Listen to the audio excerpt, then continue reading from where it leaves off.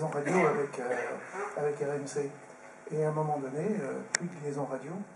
Et ce fameux 16 novembre, Alain en avait un rendez-vous radiotéléphonique qui n'a pas eu lieu. Et puis à partir de là, moi j'ai commencé à avoir vraiment une appréhension terrible. Et cette appréhension n'a fait que croître. Et donc en Guadeloupe, il y avait effectivement un breguet atlantique, mais qui était là pour le compte du CIRPA, donc c'est-à-dire des relations avec la presse, mais qui n'était pas là pour porter assistance. Lorsque moi j'ai participé pratiquement à tous les vols, j'étais un petit peu le passager clandestin à bord de cet avion. L'équipage me faisait monter dans chaque vol parce que je connaissais Manouréva et je pouvais peut-être être d'une petite aide. Et lorsqu'on a survolé quelques jours avant que Michel Malinowski arrive sur la Guadeloupe, on l'a survolé et lui, par radiotéléphone, par VHS, tout de suite a demandé: mais est-ce que vous avez des nouvelles d'Alain Colas? C'est pas normal, il aurait dû être devant moi, il devrait être dans les parages, recherché. L'ordre de mission n'était pas d'aller faire des recherches, on est retourné à la base et l'avion n'est reparti que 48 heures après autour de la Guadeloupe, puisque il était affecté à attendre les bateaux qui arrivaient. Alors on a fait effectivement un vol sur zone, presque un mois après le dernier train connu d'Alain. On a mis 4 heures pour arriver sur zone, on a fait 2 heures, des couloirs d'une demi-heure, en disant que le breguet pouvait prendre au radar à 100 000 de part et d'autre. Donc on a fait 4 couloirs d'une demi-heure, on est remonté en altitude et pour retourner en Guadeloupe. Voilà. Est-ce qu'aujourd'hui encore, de temps en temps, ça vous passe par la tête cette idée d'essayer d'imaginer ce qui a bien pu se passer ce jour-là à bord?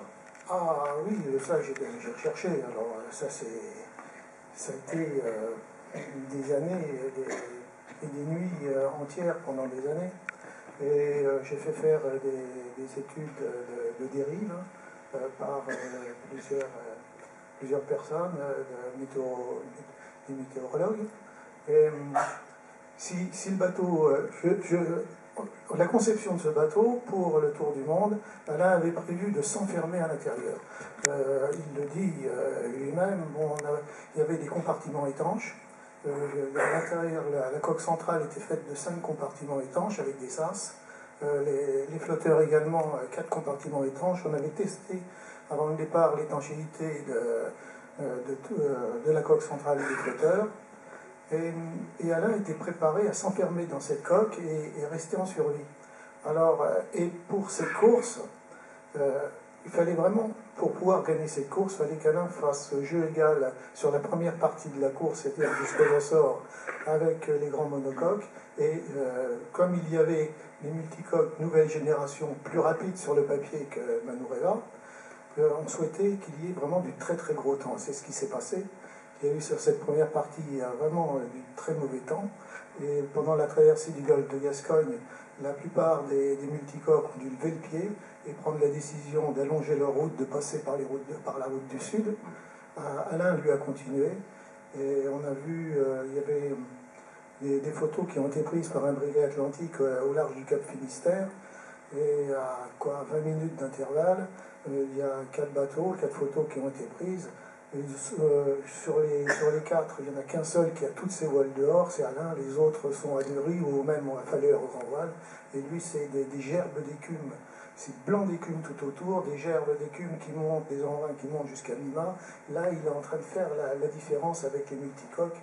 Le bateau était très raide, mais je pense que la structure a dû jouer, et c'est une cause possible de casse, de liaison avec un flotteur. Alors maintenant, il y a toute autre possibilité.